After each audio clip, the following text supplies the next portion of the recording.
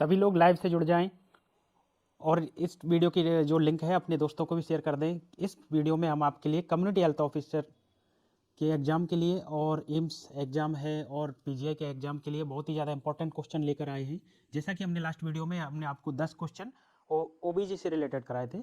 अभी इस वीडियो में हम आपको कम्युनिटी हेल्थ नर्सिंग के 10 इंपॉर्टेंट क्वेश्चन जो कि मेनली रिवाइज होते हैं वो क्वेश्चन लेकर आए हैं। तो इस वीडियो के लास्ट तक बने रहें। तो हमारा पहला क्वेश्चन है, the equipment use to carry small quantity of vaccine for outreach program is called. जो ऐसा इक्विपमेंट जो कैरी करता है स्मॉल क्वांटिटी थोड़ी वैक्सीन को कैरी करने के लिए यूज किया जाता है एक आउटरीच प्रोग्राम के लिए। तो इसका पहला ऑप्शन है walk in freezer, second option है walk in cooler, third option है वैक्सीन कैरियर, फोर्थ ऑप्शन है आइस पैक्स। अब यदि आपको आंसर आ रहा हो तो आप इस वीडियो के कमेंट में कमेंट कर दीजिए। तो इसका जो करेक्ट आंसर है वो है वैक्सीन कैरियर। नेक्स्ट क्वेश्चन की तरफ हम मूव करते हैं। नेक्स्ट क्वेश्चन है, the major cause of nutritional blindness in children usually between the age of 1 to 3 year is called. जो मेजर कॉज होता है nutritional blindness in children usually एक से 3 साल तक की 1 से 3 साल तक के बच्चों में जो कुपोषण मिलता है उसका मेजर कॉज क्या होता है। तो इसमें है पहला ऑप्शन है जीरोप्थेल्मिया, सेकंड है नाइट ब्लाइंडनेस और थर्ड है ब्लाइंडनेस और फोर्थ ऑप्शन है नन ऑफ द एबव। तो इसमें न्यूट्रिशनल ब्लाइंडनेस पूछ रहा है क्वेश्चन में और 1 से 3 साल की उम्र में। तो ये इसमें जो नाइट ब्लाइंडनेस है और ब्लाइंडनेस और जीरोप्थेल्मिया। तो जीरोप्थेल्मिया का मतलब क्या होता है? जीरोप्थेल्मिया का मतलब होता है abnormal dryness of conjunctiva and cornea. जो जीरोप्थेल्मिया का मतलब होता है abnormal dryness of conjunctiva and cornea. Conjunctiva और कॉर्निया का एबनॉर्मल ड्राइनेस हो जाना इसको बोलते हैं जीरोप्थेल्मिया। और ये जो मेन जो इसका जो कॉज होता है मेन कॉज होता है विटामिन ए की कमी की वजह से, डेफिशिएंसी ऑफ विटामिन ए। तो विटामिन ए की कमी से होता है। लेकिन नाइट ब्लाइंडनेस है और ये ब्लाइंडनेस है तो ये भी विटामिन ए की कमी से होते हैं। लेकिन इसमें जो इसका जो मेजर कॉज होगा वो होगा जीरोप्थेल्मिया जो कि 1 से 3 साल तक के बच्चों में पाया जाता है। एक से इसमें जो एबनॉर्मल ड्राइनेस हो जाती है कंजक्टिवा की और कॉर्निया की। नेक्स्ट क्वेश्चन की तरफ हम मूव करते हैं। नेक्स्ट क्वेश्चन है हमारा, the poisoning cause due to ingestion of food contaminated by living bacteria is all except. जो पॉइजनिंग होती है इंजेक्शन करने की वजह से फूड के अंदर कंटामिनेटेड बैक्टीरिया के, कंटामिनेटेड और लिविंग बैक्टीरिया है उनकी वजह से जो पॉइजनिंग होती है वो है एक को छोड़कर, मतलब जहाँ एक्सेप्ट लग जाए तो वहाँ मतलब तीन ऑप्शन सही होते हैं, एक गलत होता है। तो एक्सेप्ट में हमको अलग जो इसमें इनमें से डिफरेंट कौन सा है वो हमको निकालना होता है। पहला है साल्मोनेला पॉइजनिंग, साल्मोनेला है। और नेक्स्ट है स्टेफाइलोकोकस कोकल पॉइजनिंग, ये भी बैक्टीरिया है। और बोटुलिज्म है, ये भी बैक्टीरिया है। लेकिन इधर केमिकल पॉइजनिंग ये लिविंग ऑर्गेनिज्म नहीं है। तो इसका जो करेक्ट आंसर होगा वो होगा केमिकल पॉइजनिंग। नेक्स्ट क्वेश्चन की तरफ मूव करते हैं। नेक्स्ट क्वेश्चन है हमारा, वेरिसेला वैक्सीन इज ए। जो वेरिसेला वैक्सीन होती है वो क्या है? पहला ऑप्शन है किल्ड वैक्सीन, सेकंड ऑप्शन है लाइव एटेन्यूएटेड वैक्सीन और थर्ड ऑप्शन है इम्यूनोग्लोबुलिन और फोर्थ ऑप्शन है नन ऑफ द एबव। जल्दी से कमेंट कर दीजिए यदि आपको आंसर आता हो तो।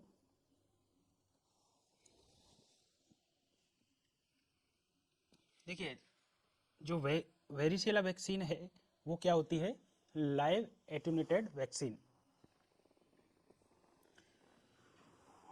और ये अभी वेरिसेला के बारे में भी यदि हम थोड़ा सा पढ़ लेते हैं कि वेरिसेला होता क्या है।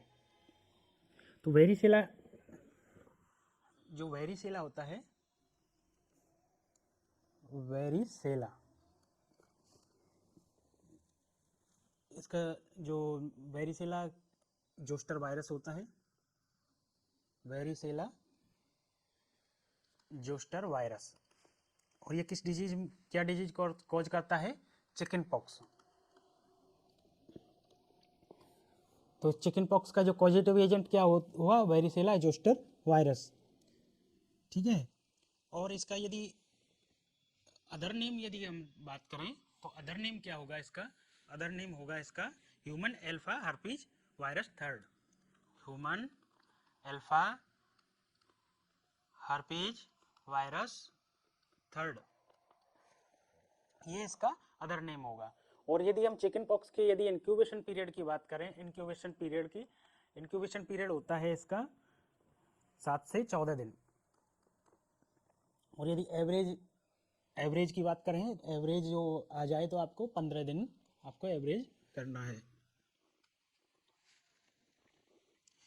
और जो चिकन पॉक्स जो डिजीज है, और इसमें जो हमारा चिकन पॉक्स का जो कॉजेटिव एजेंट हो गया वेरिसेला जोस्ट वायरस, और इसका अदर नेम हो गया ह्यूमन एल्फा हर्पीज वायरस। इसका इंक्यूबेशन पीरियड होगा 7 से 14 दिन, मेनली जो होता है जो 15 दिन। इसमें यदि इम्यूनोग्लोबुलिन जो वैक्सीन लगाएंगे, इम्यूनोग्लोबुलिन देंगे, इम्यूनोग्लोबुलिन ग्लोब्यूलिन दी जाती है, वो दी जाती है 12.5 पर केजी बॉडी वेट। 12.5 पर केजी बॉडी वेट के हिसाब से दी जाती है। और इसमें जो मैक्सिमम कितने दे सकते हैं इम्यूनोग्लोबुलिन? वो दे सकते हैं हम 625 यूनिट।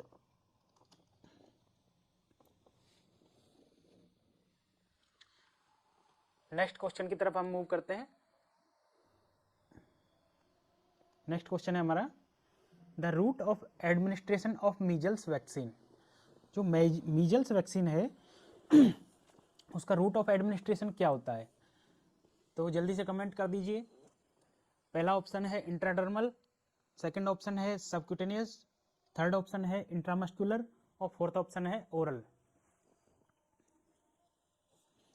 तो इसका जो करेक्ट आंसर होगा वो होगा सबक्यूटेनियस।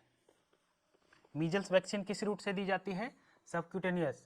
अब मीजल्स वैक्सीन के बारे में थोड़ा सा हम पढ़ लेते हैं कि मीजल्स वैक्सीन है क्या है। तो जो फर्स्ट वैक्सीन मीजल्स की है, फर्स्ट वैक्सीन जो पब्लिकली की गई थी,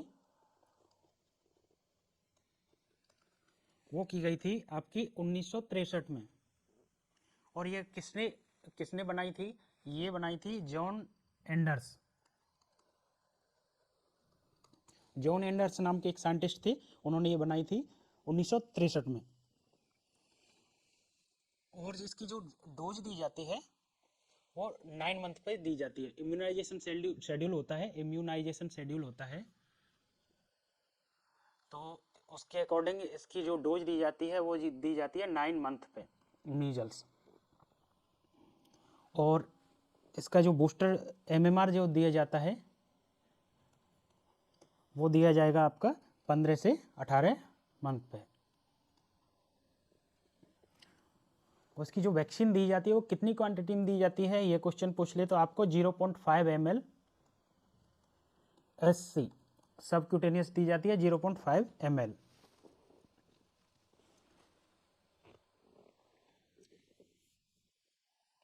एक बार थोड़ा रिवाइज कर लें इसको। फर्स्ट वैक्सीन जो पब्लिकली की गई थी 1963 में, किसने बनाई थी? जॉन एंडर्स ने। और इम्यूनाइजेशन शेड्यूल में अभी 9 मंथ पे दी जाती है, उसके अलावा 15 से 18 मंथ पे एमएमआर में दी जाती है। इसके अलावा 0.5 ml SC दी जाती है। इसके अलावा और भी हम देख लेते हैं कि मीजल्स में और क्या क्या क्वेश्चन बन सकता है आपका। तो जो मीजल्स है, इसका जो इंक्यूबेशन पीरियड हम बात करें, इंक्यूबेशन पीरियड जो पीरियड होता है इसका, वो आपका होता है 10 से 14 दिन। इंक्यूबेशन पीरियड होता है 10 से 14 दिन। इसका जो पॉजिटिव एजेंट होता है मीजल्स का, पॉजिटिव एजेंट होता है, इसका जो कॉजेटिव एजेंट होता है वो होता है पैरामिक्सो वायरस। Paramyxo virus. और ये किस टाइप का वायरस होता है? ये RNA वायरस होता है। इसका कॉजेटिव एजेंट होता है 10 से 14 दिन। इंक्यूबेशन पीरियड होता है 10 से 14 दिन। पॉजिटिव एजेंट होता है पैरामिक्सो वायरस। और इसके अलावा जो ये मीजल्स है ये किस रूट से यदि फैलता है तो ये क्या है? ड्रॉपलेट इन्फेक्शन होता है, ड्रॉपलेट से फैलता है। और इसके अलावा इसके जो मीजल्स होता है, मीजल्स के 3 फेज होते हैं। जब इन्फेक्शन होता है तो इसके 3 फेज होते हैं। पहला होता है प्री इरप्टिव,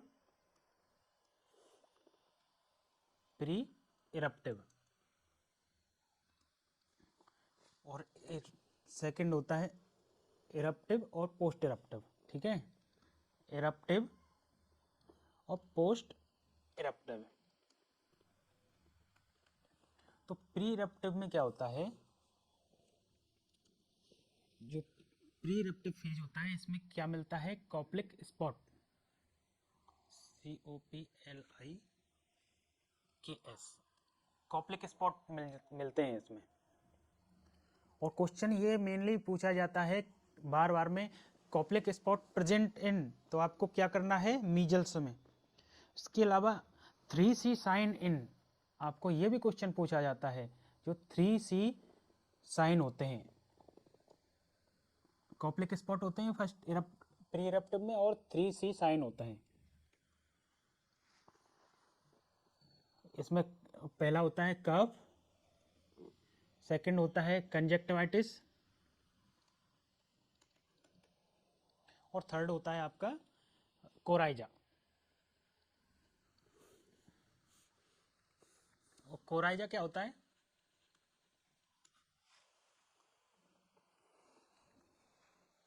कोराइजा का मतलब होता है लॉस ऑफ म्यूकस मेम्ब्रेन।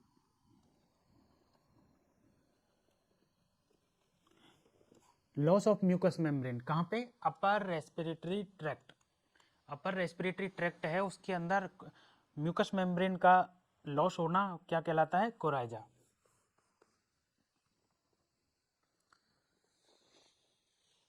तो ये थे प्री इरप्टिव फेज। नेक्स्ट है इसका eruptive phase. Eruptive phase, eruptive phase की बात करें तो इरप्टिव फेज में क्या होता है? रेशेस हो जाते हैं। कहाँ? बिहाइंड ईयर, ईयर के पीछे आपको रेशेस मिलते हैं इरप्टिव फेज में। और जो पोस्ट इरप्टिव फेज होता है, पोस्ट इरप्टिव फेज होता है, इसके अंदर क्या मिलते हैं? पोस्ट इरप्टिव फेज क्या होता है? ये इसमें जो डिजीज होती है उसकी रिकवरी होती है।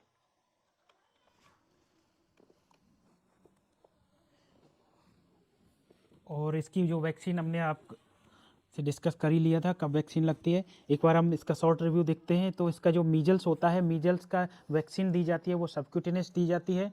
फर्स्ट वैक्सीन जो डेवलप की थी 1963 में जॉन एंडर्स ने। और इसका जो मीजल्स की जो वैक्सीन दी जाती है 9 मंथ पे दी जाती है। उसके अलावा 15 से 18 मंथ पे दी जाती है। 0.5 ml इसकी टोटल डोज होती है।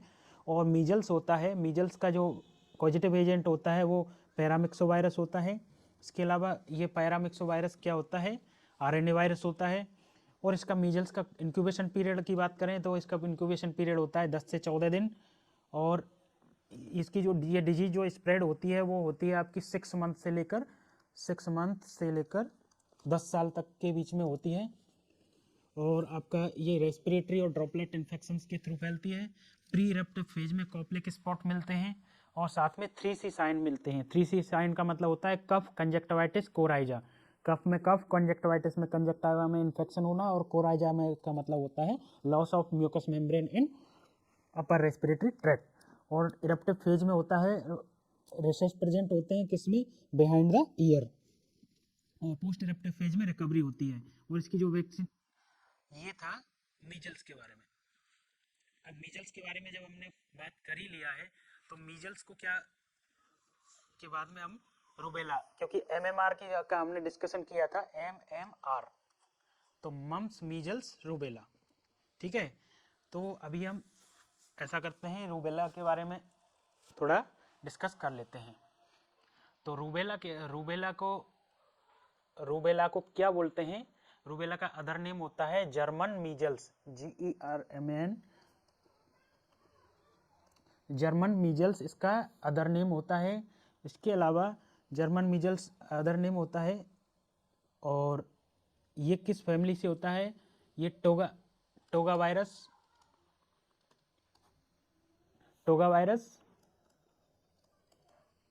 जो कि RNA वायरस होता है, और इसका भी जो सेम है इंक्यूबेशन पीरियड आपका। इसका जो रूबेला का जो इंक्यूबेशन पीरियड होता है वो होता है 14 से 21 दिन इंक्यूबेशन पीरियड। और इसके अलावा बस इसमें इतना ही है। इसके अलावा हम एक होता है मम्स के बारे में भी डिस्कस कर लेते हैं। मम्स, इसमें से भी बहुत ज़्यादा क्वेश्चन पूछे जाते हैं। मम्स का जो कॉजेटिव एजेंट होता है वो होता है कॉजेटिव एजेंट मिक्सो वायरस पैरोटाइडाइटिस।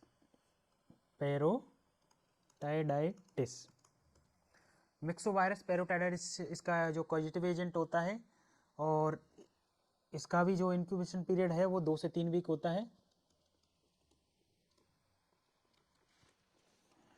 और मम्स के अंदर जो इन्फेक्शन हो, जो वार्निंग साइन होते हैं, इसको जो कोई भी बच्चे को जब मम्स होता है तो जो साइन होते हैं वार्निंग साइन में क्या होता है? स्टिफनेस ऑफ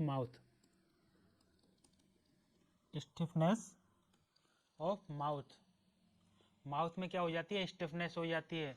इसके अलावा ईयर एक होने लग जाता है, कान में दर्द होने लग जाता है। और इसकी जो कॉम्प्लिकेशन है, कॉम्प्लिकेशन में इसमें जो मिलता है वो मेनिंजाइटिस हो जाता है, एसेप्टिक मेनिंजाइटिस।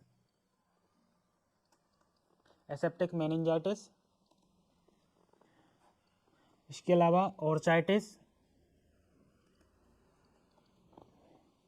और इसके अलावा पैनक्रियाटाइटिस और ओवेराइटिस।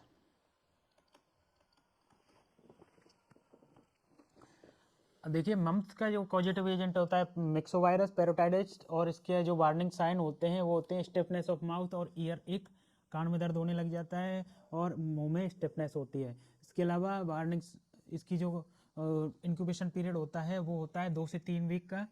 कॉम्प्लिकेशन में आपका एसेप्टिक मेनिंजाइटिस हो जाता है, ऑर्चाइटिस हो जाता है, टेस्टिस में इन्फेक्शन, ओवरी में इन्फेक्शन, पैनक्रियाज में इन्फेक्शन और मेनिंजीज में इन्फेक्शन हो जाता है, इन्फ्लामेशन हो जाता है। ये इसके मम्स के हुए।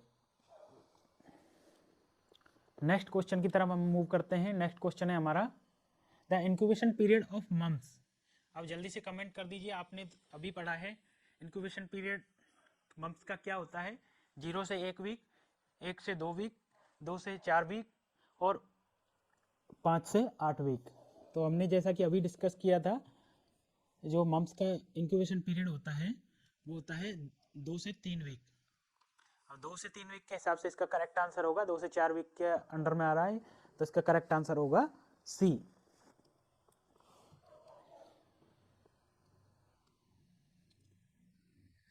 इसके अलावा antiviral drug use to treat the influenza. Antiviral drug जो कि यूज की जाती है ट्रीट करने के लिए इन्फ्लुएंजा को, कौन सी ड्रग है? पहला है एसाइक्लोविर, सेकंड है ओसेल्टामिविर, थर्ड है इम्यूनोविर, फोर्थ है जिडोविडिन। तो इसका जो करेक्ट आंसर होगा वो होगा बी, ओसेल्टामिविर।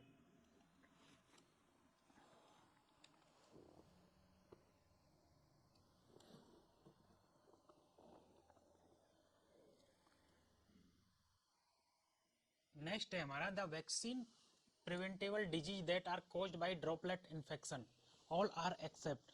जो वैक्सीन है, जो सभी दी हुई वैक्सीन में से सभी ड्रॉपलेट इन्फेक्शन से फैलती हैं और प्रिवेंटेबल होती हैं वैक्सीन से, एक को छोड़कर। अब इनमें जो जितनी भी डिजीज दी हुई हैं इन सबकी वैक्सीन आती है, सभी वैक्सीन से प्रिवेंट होती हैं, लेकिन इसमें पूछा है ड्रॉपलेट इन्फेक्शन से जो फैलती है। देखिए इसमें क्वेश्चन में है प्रिवेंटेबल बाय वैक्सीन, वैक्सीन से सभी मेनिंजोकोकल मेनिंजाइटिस, वूफिंग कफ, डिप्थीरिया, पोलियो ये सभी वैक्सीन से प्रिवेंट की जाती हैं। लेकिन यदि ड्रॉपलेट इन्फेक्शन की बात करते हैं तो मेनिंजोकोकल मेनिंजाइटिस और वूफिंग कफ और डिप्थीरिया ये जो तीनों डिजीज होती हैं ये ड्रॉपलेट इन्फेक्शन से फैलती हैं, और पोलियो होता है ये ड्रॉपलेट इन्फेक्शन से नहीं फैलता है। तो इसका जो करेक्ट आंसर होगा वो होगा डी।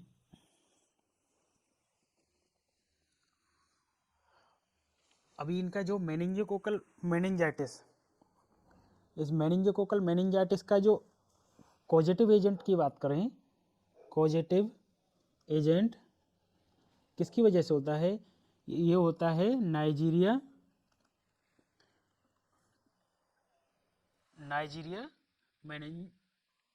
मेनिंजाइटिस।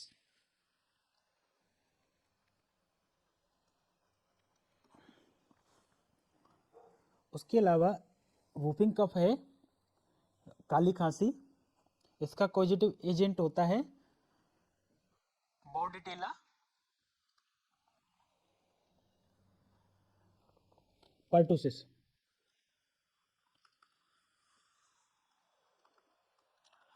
देखिए वूफिंग कफ होता है, इसका जो कॉजेटिव एजेंट होता है बॉर्डेटेला पर्टुसिस होता है। और वूफिंग कफ को अदर नेम की बात करें तो वूफिंग कफ को 100 डे डिजीज भी बोलते हैं, 100 डे डिजीज। ये भी क्वेश्चन में आ सकता है 100 डेज डिजीज क्या कहेंगे वूफिंग कफ को, इसका पॉजिटिव एजेंट क्या होगा बॉर्डेटेला पर्टुसिस। इसके अलावा इसको पर्टुसिस भी बोलते हैं, और इसका जो इंक्यूबेशन पीरियड है, इंक्यूबेशन पीरियड जो वूफिंग कफ का होगा वो होगा आपका 7 से 14 दिन, 7 से 14 दिन इसका इंक्यूबेशन पीरियड होता है। और ये मेनली जो डिजीज होती है बिलो 5 ईयर चिल्ड्रन, 5 साल से कम उम्र के बच्चों में होती है। और यदि ड्रग ऑफ चॉइस की बात करें, ड्रग ऑफ चॉइस में यदि इसका देखते हैं तो इसका जो ड्रग ऑफ चॉइस होता है वो होता है इरिथ्रोमाइसिन।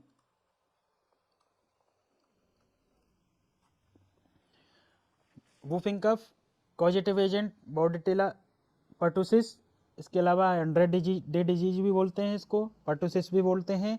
इसका इंक्यूबेशन पीरियड होता है 7 से 14 दिन, 5 से कम उम्र के बच्चों को होती है। और इसका जो ड्रग ऑफ चॉइस है वो होता है इरिथ्रोमाइसिन।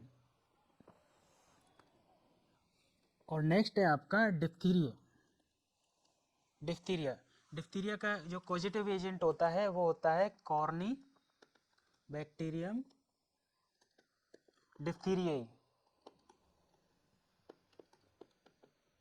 इसका पॉजिटिव एजेंट क्या होता है कॉर्नी बैक्टीरियम डिप्थीरियाई। ये क्या होता है ग्राम पॉजिटिव होता है, ग्राम पॉजिटिव बैक्टीरिया होता है, नॉन मोटाइल होता है, नॉन मोटाइल होता है, ग्राम पॉजिटिव बैक्टीरिया होता है। इसके अलावा कोमा शेप का होता है। ये भी पूछा जाता है ये किस तरह का बैक्टीरिया है, डिप्थीरिया का पॉजिटिव एजेंट क्या है कॉर्नीबैक्टीरियम डिप्थीरिया। ये ग्राम पॉजिटिव बैक्टीरिया होता है, नॉन मोटाइल होता है, कोमा शेप का होता है। इसका जो इन्फेक्शन वो इंक्यूबेशन पीरियड की हम बात करेंगे। इंक्यूबेशन पीरियड क्या होता है इसका 2 से 6 दिन, 2 से 6 दिन इसका इंक्यूबेशन पीरियड होता है। और ये 2 तरह से स्प्रेड होता है। अब तक के जो भी ये डिजीज थी ये थी ड्रॉपलेट इन्फेक्शन से, लेकिन ये क्या है ये डायरेक्ट भी होता है और इनडायरेक्ट भी होता है। थोड़ा ऊपर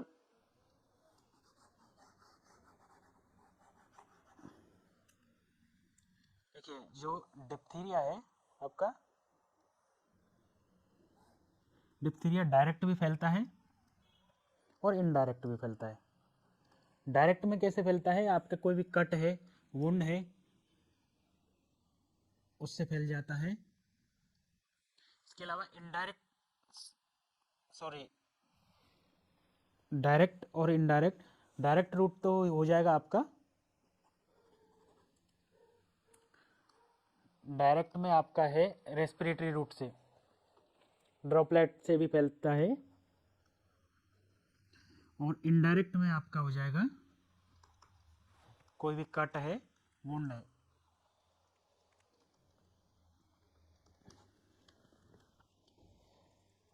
और इसके साइन सिम्टम की बात करते हैं तो इसका जो साइन और सिम्टम होता है डिप्थीरिया के साइन सिम्टम में जो मेन साइन होता है, सिम्टम होता है, वो क्या होता है, स्यूडो मेम्ब्रेन बन जाती है। स्यूडो मेम्ब्रेन, स्यूडो का मतलब होता है फाल्स,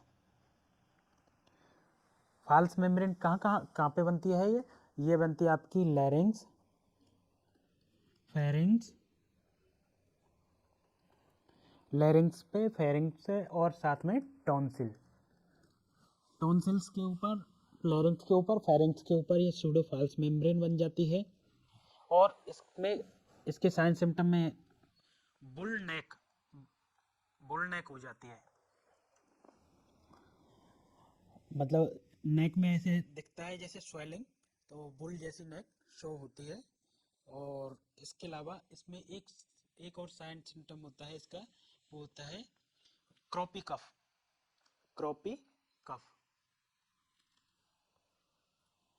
और क्रॉपी कफ क्या होता है, क्रॉपी कफ होता है जैसे जब भी जो बच्चा है खांसता है तो ऐसा लगता है जैसे बार्किंग, BARK, जैसे कुत्ता भौंक रहा हो, उस तरह की आवाज़ निकलती है, बार्किंग कफ होती है।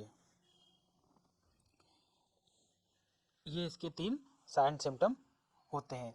इसका यदि डायग्नोसिस की बात करें, जो डिप्थीरिया का डायग्नोसिस होता है वो होता है सिक टेस्ट, SHICK, सिक टेस्ट होता है। अब ये सिक टेस्ट है, ये जो किया जाता है वो कैसे किया जाता है, एक तो क्वेश्चन आता है डायग्नोसिस में क्या होगा, सिक टेस्ट। और ये सिक टेस्ट में कैसे होता है, दोनों एंड पे, बोथ एंड पे,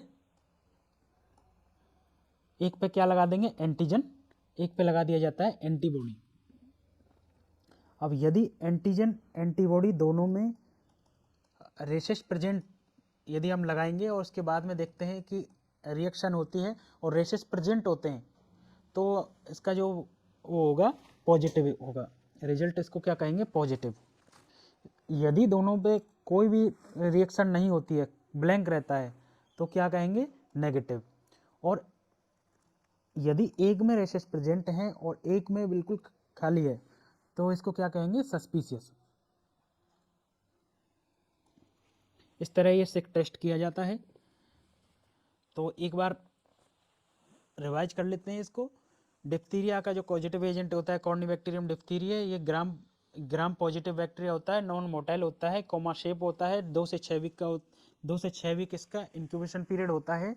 और ये फैलता है डायरेक्ट रूट से, डायरेक्ट रेस्पिरेटरी रूट, और इनडायरेक्ट में वुंड और कट के थ्रू फैल जाता है।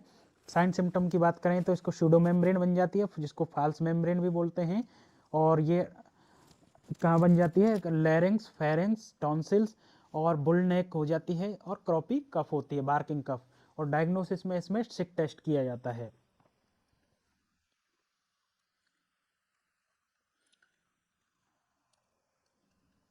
नेक्स्ट है हमारा, नेक्स्ट क्वेश्चन की तरफ मूव करते हैं।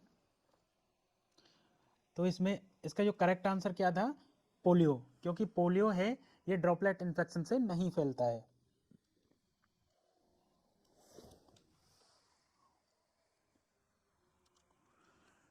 Which of the following blood borne disease, निम्न में से कौन सी ब्लड बॉर्न डिजीज होती है। पहला ऑप्शन है हेपेटाइटिस ए, सेकंड ऑप्शन है हेपेटाइटिस सी, थर्ड ऑप्शन है हेपेटाइटिस ई, फोर्थ ऑप्शन है ऑल ऑफ द एबव। बहुत ही ज़्यादा इजी क्वेश्चन है, कमेंट कर दीजिए यदि आपको क्वेश्चन का आंसर आ रहा हो तो। देखिए, हेपेटाइटिस होता है जो ए होता है, ए और ई, ये किसके थ्रू फैलता है, फीको ओरल रूट।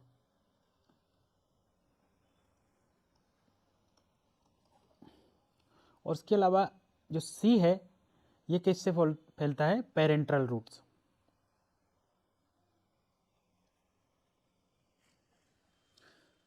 तो इसमें पूछा गया है ब्लड बॉर्न डिजीज, तो सीधी सी बात है हेपेटाइटिस ए ब्लड से नहीं फैल रहा है, फीको ओरल से फैल रहा है कंटामिनेटेड फूड और वाटर की वजह से, और हेपेटाइटिस ई भी उसी से ही फैलता है कंटामिनेटेड फूड और वाटर की वजह से। तो इसका करेक्ट आंसर होगा वो होगा हेपेटाइटिस सी। नेक्स्ट क्वेश्चन की तरफ मूव करते हैं और लास्ट हमारा क्वेश्चन है दोस्तों। इससे पहले हम आपने हमारी ये वीडियो यहाँ तक देखी है तो लगता है आपको हमारी वीडियो अच्छी लग रही होगी। तो वीडियो अच्छी लग रही है तो वीडियो को लाइक कर दीजिए, और चैनल पर नए हो तो चैनल को सब्सक्राइब कर लीजिए, क्योंकि इसी तरह की वीडियो हम लेकर आते रहते हैं। और साथ में आप यदि फ्री टेस्ट सीरीज देना चाहते हैं तो इस वीडियो के डिस्क्रिप्शन में हमारे टेलीग्राम लिंक की ग्रुप की लिंक दी हुई है, उस पर जाकर आप रोजाना शाम के 9 बजे फ्री टेस्ट सीरीज दे सकते हो। और साथ में ही आप और ज़्यादा फ्री टेस्ट सीरीज देना चाहते हो तो इसी वीडियो के डिस्क्रिप्शन में हमारे फ्री टेस्ट सीरीज ऐप की लिंक दी हुई है, उस पर जाकर फ्री टेस्ट सीरीज दें। नेक्स्ट क्वेश्चन की तरफ हम मूव करते हैं। नेक्स्ट क्वेश्चन है और लास्ट क्वेश्चन है आज का हमारा, in children with diarrhoea the main M of ORS therapy. जो चिल्ड्रन है उसमें डायरिया होता है तो इनमें मेन जो हमारा एम होता है ओआरएस थेरेपी का वो क्या होता है। पहला ऑप्शन है प्रिवेंट डिहाइड्रेशन, सेकंड ऑप्शन है रिड्यूस मोर्टेलिटी, थर्ड ऑप्शन है to water and to correct the water और इलेक्ट्रोलाइट डेफिशिएंसी, और फोर्थ ऑप्शन है ऑल ऑफ एबव। तो देखिए ओआरएस होता है वो डिहाइड्रेशन को भी प्रिवेंट करता है, मोर्टेलिटी को भी रिड्यूस करता है, इसके अलावा करेक्ट करता है वाटर इलेक्ट्रोलाइट बैलेंस को। तो इसका जो करेक्ट आंसर होगा वो होगा D, all of the above. इसके साथ में ही आपको इसमें ओआरएस के बारे में पूछा गया है, तो थोड़ा ओआरएस के बारे में हम थोड़ा डिस्कस कर लेते हैं ब्रीफली। तो ओआरएस के अंदर क्या क्या होता है, पहले तो हमारा जो ओआरएस होता है ओआरएस, ओआरएस के अंदर होता है हमारा सोडियम सिट्रेट, और ये होता है हमारा 2.6 ग्राम। सेकंड होता है सोडियम क्लोराइड होता है, सोडियम क्लोराइड, और सेकंड होता है पोटेशियम क्लोराइड। पोटेशियम क्लोराइड कितना होता है 1.5 ग्राम, और थर्ड है हमारा सोडियम सिट्रेट, ये होता है हमारा 2.9 ग्राम, और फोर्थ होता है डेक्सट्रोज, डेक्सट्रोज होता है हमारा 13.5 ग्राम। तो ये पूछा जाता है कि ओआरएस में सोडियम क्लोराइड कितना होता है 2.6 ग्राम, पोटेशियम क्लोराइड कितना होता है 1.5 ग्राम, सोडियम सिट्रेट कितना होता है 2.6 ग्राम, और डेक्सट्रोज कितना होता है 13.5 ग्राम। चार क्वेश्चन यहाँ से ये क्लियर हो जाते हैं आपके। इसके अलावा टोटल पूछा है तो टोटल हो जाएगा ये 20.5 ग्राम।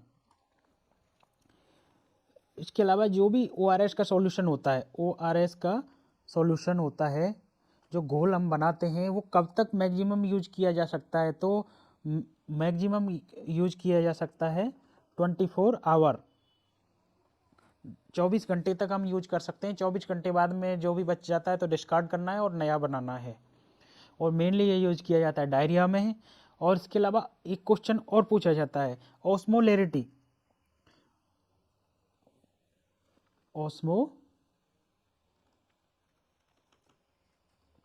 ऑस्मोलेरिटी पूछा जाता है। तो ओआरएस की जो टोटल ऑस्मोलेरिटी होती है वो होती है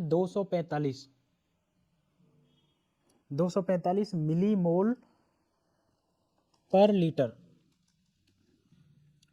और यदि एक एक करके यदि हम ऑस्मोलरिटी की बात करते हैं तो सोडियम की जो ऑस्मोलरिटी होती है, सोडियम की होती है 75 मिलीमोल पर लीटर। सोडियम क्लोराइड की कितनी होती है 65। पोटेशियम की कितनी होती है, पोटेशियम की होती है 20 मिलीमोल पर लीटर। सिट्रेट की होती है 10 मिलीमोल पर लीटर, और डेक्सट्रोज की होती है 75 मिलीमोल पर लीटर। तो ये भी क्वेश्चन पूछ लिया जाता है कभी कभी कि सोडियम की ऑस्मोलैरिटी कितनी है, 75 मिलीमोल पर लीटर, क्लोराइड की 65, पोटेशियम की 20 और सिट्रेट की 10 मिलीमोल पर लीटर, डेक्सट्रोज की होती है 75 मिलीमोल पर लीटर। और टोटल जो ऑस्मोलैरिटी कितनी होती है ओआरएस की, ओआरएस की होती है 245 मिलीमोल पर लीटर। तो आज की क्लास को हम यहीं पर समाप्त करते हैं और मिलते हैं इसी तरह की नई वीडियो में। तो यदि आपको हमारी ये वीडियो अच्छी लग रही हो तो वीडियो को लाइक करें और इस वीडियो को अपने दोस्तों को ज़्यादा से ज़्यादा शेयर करें। नर्सिंग वाईफाई से जुड़े रहने के लिए धन्यवाद।